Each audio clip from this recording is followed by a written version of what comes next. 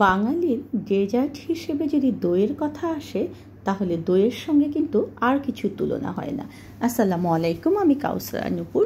সবসময় চেষ্টা করি সহজভাবে পারফেক্ট রেসিপি শেয়ার করার। আর আমার চ্যানেলে রান্নার পাশাপাশি আমি কিন্তু বাগান বিষয়ক অনেক ভিডিও শেয়ার করি।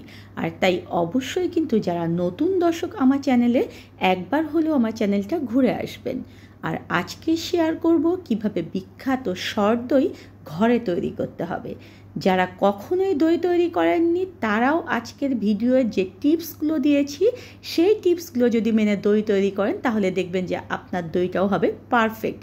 আর সৎ দই তৈরি করার জন্য কিছু স্পেশাল টিপস রয়েছে, সমস্ত কিছু আজকে শেয়ার করেছি। তাই পুরো ভিডিওটায় আমার সঙ্গে থাকবেন। আর যারা এখনও চ্যানেলটা সাবস্ক্রাইব করেননি প্লিজ চ্যানেলটা সাবস্ক্রাইব করবেন। আর যারা পেজ থেকে দেখছেন তাদের কাছে অবশ্যই অনুরোধ থাকবে যে আপনারা পরবর্তী ভিডিওর জন্য পেজে একটা লাইক এবং ফলো দিয়ে রাখবেন। আর প্লিজ বেশি বেশি করে শেয়ার করবেন ভিডিওগুলো। আজকে দই তৈরি করার জন্য এখানে নিয়েছি আমি 3 লিটার পরিমাণ দুধ। আমি এটা গাভীর দুধ নিয়েছি। এটা যদি আপনারা প্যাকেট দুধ দিয়ে করতে চান তাহলে অবশ্যই কিন্তু প্যাকেটে লেখা থাকতে হবে ফুল ফ্যাটযুক্ত দুধ, কারণ ফুল ফ্যাটযুক্ত দুধ যদি না হয় তাহলে কখনোই আপনার দইটা কিন্তু ভালো হবে না। ফার্স্ট আমরা দুধটাকে একদম সুন্দর মতো বলক তুলে নেব। আর বলক তোলার সময় অবশ্যই মাথায় রাখতে হবে যে আপনাকে একটু নেড়ে চেড়ে দিতে হবে যাতে করে নিচে লেগে না যায়।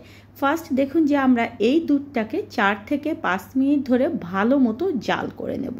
আর ভালো মতো যখন দেখবেন জাল হয়ে যাবে তখন সুন্দর করে যে গ্যাসের আঁচটা বা চুলার আঁচটা সেটা একদম কমিয়ে রেখে উপরে সুন্দর একটা সর ফেলে নিতে হবে।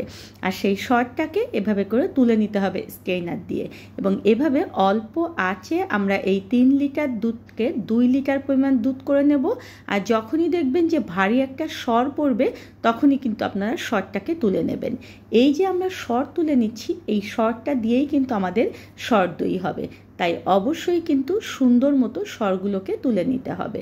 আমি লাস্টবার দেখুন যে সর তুলে নিলাম আর আমার কতগুলো সর হয়েছে। এখন গ্যাসটা একদম বন্ধ করে দিতে হবে। দিয়ে আমরা এখানে চিনি মিলাবো। কেউ যদি চিনির বদলে গুড় মিলাতে চান সেটাও করতে পারবেন। আমি চিনি দিয়ে দিলাম আমার স্বাদ অনুযায়ী। আমি এখানে 1/2 কাপ পরিমাণ চিনি দিয়েছি। আর 1/2 কাপ পরিমাণ চিনিকে আমি ক্যারামেল করব।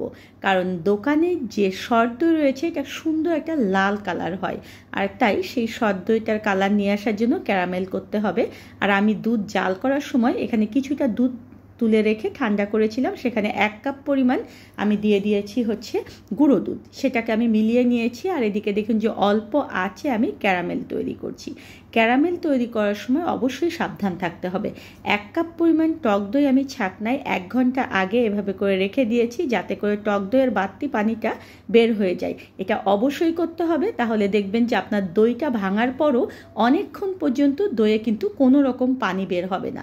দোকানের দই ভাঙার পরে আপনারা দেখবেন যে খুব দ্রুত সেখানে পানি চলে আসে। ক্যারামেলটা একদম সুন্দর কালার করে নিতে হবে। আর অবশ্যই সাবধান থাকতে হবে যে ক্যারামেল যেন পুড়ে না যায়। যদি ক্যারামেল পুড়ে যায় তাহলে আপনার দইটা কিন্তু তেতো লাগবে। সেই যে গুঁড়ো দুধ মিলিয়ে রেখেছিলাম দুধের মধ্যে সেটা এখানে ঢেলে দিচ্ছি। আর সঙ্গে সঙ্গে দেখবেন যে ক্যারামেলটা শক্ত হয়ে যাবে। ভয় পাওয়ার কোনো কারণ নেই, একটু নাড়াচাড়া করার পরে সেটা সুন্দর হয়ে যাবে।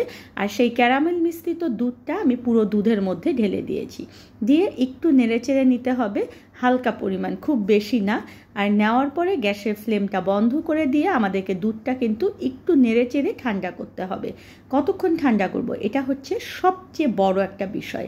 যখন দেখবেন আপনারা আঙুলটা ডুবিয়ে রাখতে পারছেন 10 সেকেন্ড, মানে কুসুম গরমের চেয়ে এটা একটু গরম হতে হবে। তারপরে সেই যে আমি পানি ঝরিয়ে রেখেছিলাম টক দই সেটা দিয়ে একটা ডাল ঘুটনি দিয়ে ভালো মতো আমি এটাকে ঘুটে নিচ্ছি। আর এরকম ফেনা করে নিতে হবে। আর খুব দ্রুত হাতে এই কাজগুলো করতে হবে। মাটির পাত্রে ঢেলে দিলাম, আপনারা যে কোনো পাত্রে দিতে পারবেন। আর সরগুলোকে একটু হালকা ভেঙে দিয়ে দিতে হবে। এই যে সুন্দর একটা ফেনা হয়েছে এই ফেনাটার জন্যই কিন্তু সুন্দরভাবে এই দইটা ফেনাযুক্ত দই হবে, যেটা দোকানে পাওয়া যায়, বাসায় যেটা হয় না। এই টিপসগুলো মেনে নেবেন। ঢেকে এখন দেখুন যে আমি একটা পাত্র দিয়ে ঢেকে দিয়েছি। আপনারা এটা ফয়েল পেপার দিয়েও ঢেকে দিতে পারবেন। একটা পাতলা কম্বল দিয়ে এখন এটাকে আমি 7 থেকে 8 ঘন্টার জন্য রেখে দেব। অবশ্যই মনে রাখবেন যে মিষ্টি দই হতে টক দইয়ের চেয়ে একটু সময় বেশি লাগে। দেখুন আমার দইটা সুন্দর মতো 8 ঘন্টা পরে হয়ে গিয়েছিল। আমি 2 ঘন্টার জন্য এটা নর্মাল ফ্রিজে সেট করে নিয়ে তারপরে ফিরে আসলাম। আর দেখেছেন কতটা পারফেক্ট একটা কালার এসেছে এবং উপরে দেখুন যে ফেনাযুক্ত একটা সুন্দর স্বর হয়েছে। ঠিক এভাবে প্রতিটা টিপস কিন্তু আপনাদেরকে ফলো করতে হবে। যদি আপনারা এই টিপসগুলো ফলো করেন তাহলে দেখুন যে এরকম সুন্দর দই হবে। দেখেছেন উপরটা কত মোটা একটা স্বর আর ভিতরটা দেখুন যে একেবারে পারফেক্টভাবে জমেছে। আর অবশ্যই মূল্যবান একটা টিপস, সেটা হচ্ছে আপনি যখন টক দই মিলাবেন দুধের মধ্যে, যে কাজটা আপনি ঘুটবেন সেই কাজটা খুব দ্রুত হাতে করতে হবে, যাতে করে দুধের টেম্পারেচার কমে না যায়। দুধের টেম্পারেচার যদি কমে যায় তাহলে কিন্তু কখনোই আপনার দইটা পারফেক্টভাবে জমবে না। এটা অবশ্যই মাথায় রাখতে হবে। দেখেছেন কত সুন্দরভাবে হয়েছে। ধন্যবাদ সবাইকে আমার সঙ্গে থাকার জন্য। আর পরবর্তী যে ভিডিওগুলো আসবে সেই ভিডিওগুলো আপনারা অবশ্যই যদি সাবস্ক্রাইব করে রাখেন তাহলে পেয়ে যাবেন। আর আমার ভিডিওটা কেমন লাগলো সেটা কিন্তু অবশ্যই জানাবেন।